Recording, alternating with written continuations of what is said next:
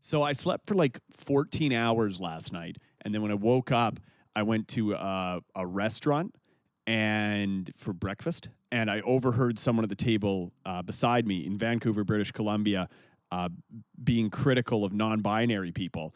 And I had a brief moment where I thought that I had woken up like some sort of Rip Van Winkle after several thousand years. Because I was like, that's one of the strangest things I've ever seen. You don't see that in Vancouver, British Columbia, people being critical of non-binary people. And I think that's good. It's good that you don't see it. It's not good that I did see it. I had a brief moment, actually. Like, this is the first time in a long time where I was overhearing that. And I had a brief moment where I was like, okay, I'm not gonna say anything. This guy is entitled to his wrong opinions about things. But then he said, well, the issue with it is that, like, so when they refer to themselves, should they call themselves we? Because, like, they're a plural. And, like, you just can't change the English language. And that got me upset. Because you can be transphobic. But to hold the English language as something sacred, I can't abide that. So I came over to him and I was like, hey, just so you know, English is a dirt, shit, garbage language. And I know because I went and tried to get a degree in it and I didn't. I dropped out. But that's not important. The reason I dropped out is because English is awful and you should feel bad for defending it. And he was very taken aback because I was still in my pajamas. I hadn't gotten dressed. So a man in PJ pants came over and just started getting really aggressive with him about the English language and its lack of value.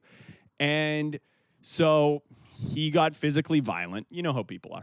And so him and we had to have a little tussle. We're getting thrown into tables and knocking shit over. And I grabbed a glass and I smashed it across his face. And he's like, ah, my head. And I was like,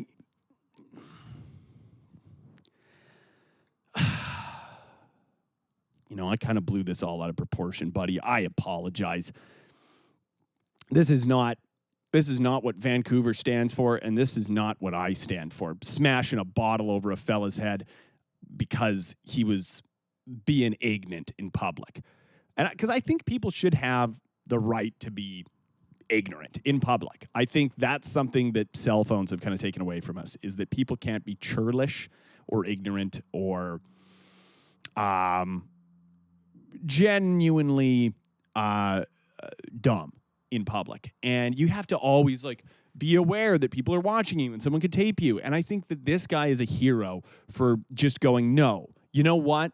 This is Vancouver, British Columbia, one of the most woke cities in North America, and I'm going to be openly ignorant in a public restaurant. And I think that's beautiful, actually. And here's the thing, is there's a lot, whenever people get critical of people for being transphobic, I get upset because, we want to allow trans people to be who they are. We want to allow trans people to be who they are inside. But we don't want to allow dumb people to be dumb. Seems a little bit like a double standard. You know what I mean? Because that's all it is. When someone goes like, well, that's two people. It's like, there's a person. You can't tell what their gender is up on the horizon. What would you say? Oh, who's that over there? Who? Them? It's actually, the English language is kind of tricky that way. None of the rules make any sense. That's the tough thing I think that I was really upset about, is that he tried to enforce rules onto the English language, which is kind of like going to a jazz cafe and being like, play the right notes. There are no right notes. English is a garbage dumpster fire of a language, and you can say whatever you want in it. And that's kind of what's the beautiful thing about it. That's what I love about it. What if I just started crying right now? English is such a beautiful language. And I want to defend it. It's also funny, guys who clearly don't read being upset about people desanctifying the English language. It was like, yeah, when was the last time you used the English language for anything other than ordering pizza? I don't know. I don't really, what am I doing? I don't want to get bogged down in all this political stuff. I'm not a political fella. I don't know anything about politics. I don't even know anything about English. I don't even know anything about anything. I'm just a man with a microphone and a red chair. And so, but this did awaken something in me, this interaction with this man. I did realize that I think we are not allowing the stupid to be themselves enough.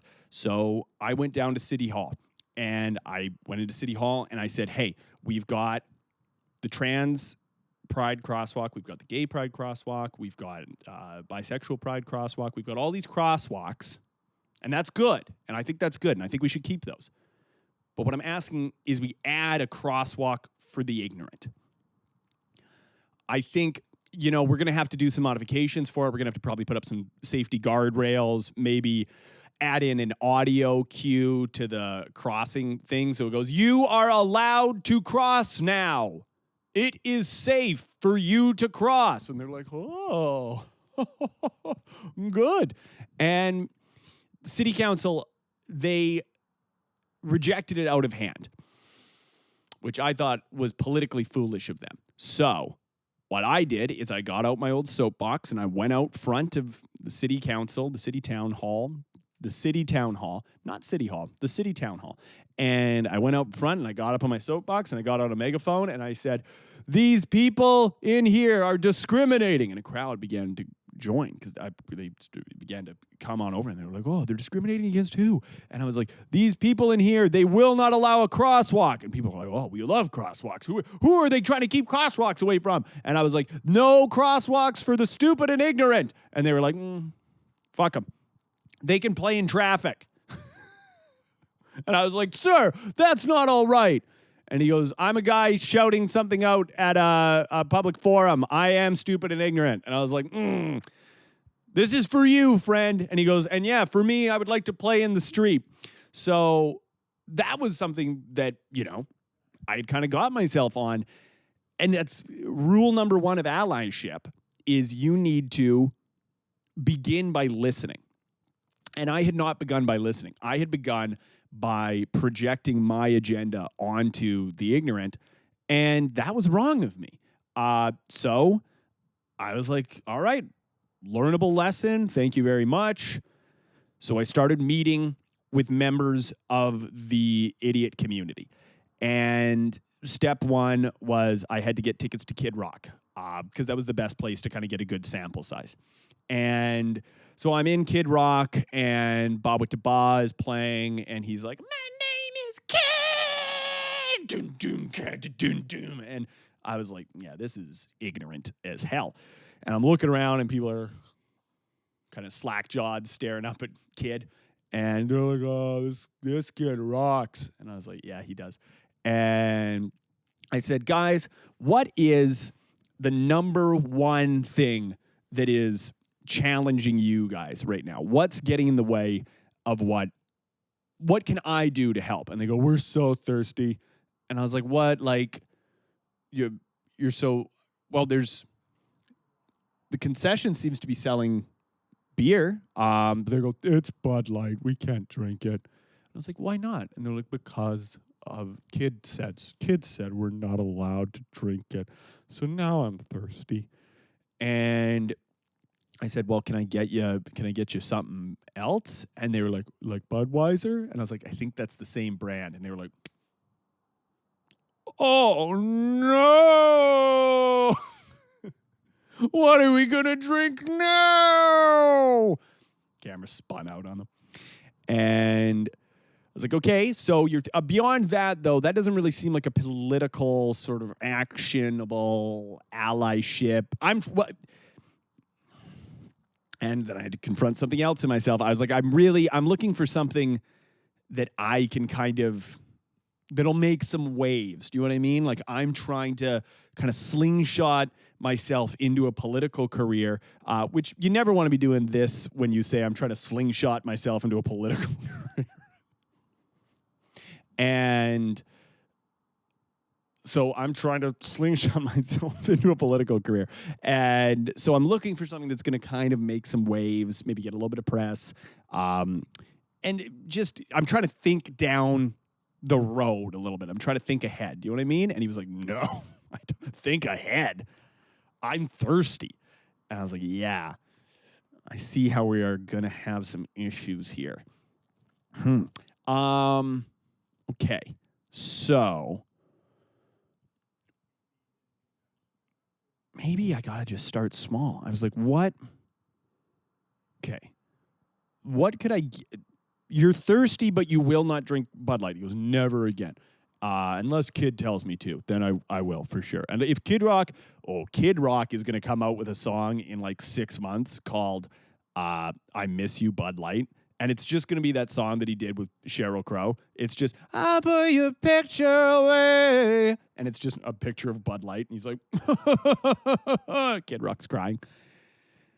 I'd watch that music video. I'd pay for that music video. Kid Rock, if you're listening to this, I will fund the entire music video for I Miss You, Bud Light.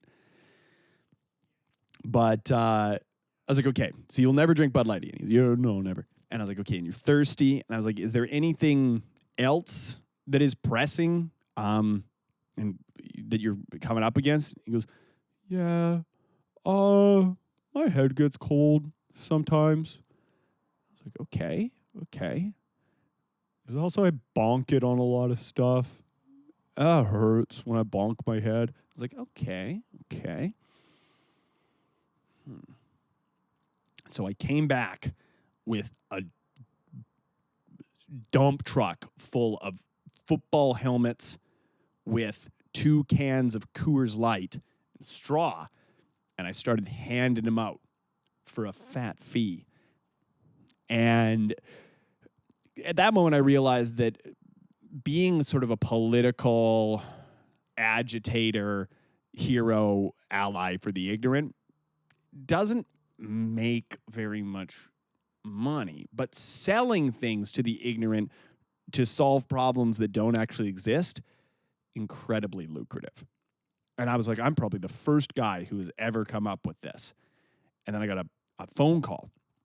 And I picked up the phone, and it was a voice I recognized. It was the voice of Tucker Carlson. And he said, stay out of my territory. And is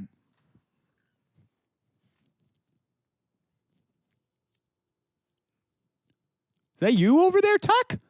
And he was loading equipment in for Kid Rock. Now that he's been fired from Fox News, that's what he's doing, is he's working for Kid Rock, loading equipment into trucks. And honestly, Kid Rock's getting a lot of bad press right now because of his actions and words and vibe. I think his vibe is probably also not helping. But he is a job creator, and he's giving a job to Tucker Carlson, and I think that's admirable. And if nothing else, we should celebrate Kid Rock following the Detroit, Michigan tradition of employing Americans. Oh no, I still have to do 1 more minute. I was like, I felt it in my heart. I was like, that's such a perfect way to get out, is just bring them all together at the end. Like maybe we could put up an American flag behind me. This could start playing. And I botched it. And so now I've just got to like be here for a minute more, and I don't want to be. And I don't think anyone wants me to be. I think everyone is like, Joel, get the fuck out of here. Joel, go, Joel, get out of here. And I can't. I'm trying to like crawl. It's like a Ferris Bueller. Like I'm like, oh, there's a wall, the 4th wall. It's funny to think of a thing where I talk directly to camera as having a 4th wall. There's no walls. There's no walls to what I do. It's unrestricted and edgy.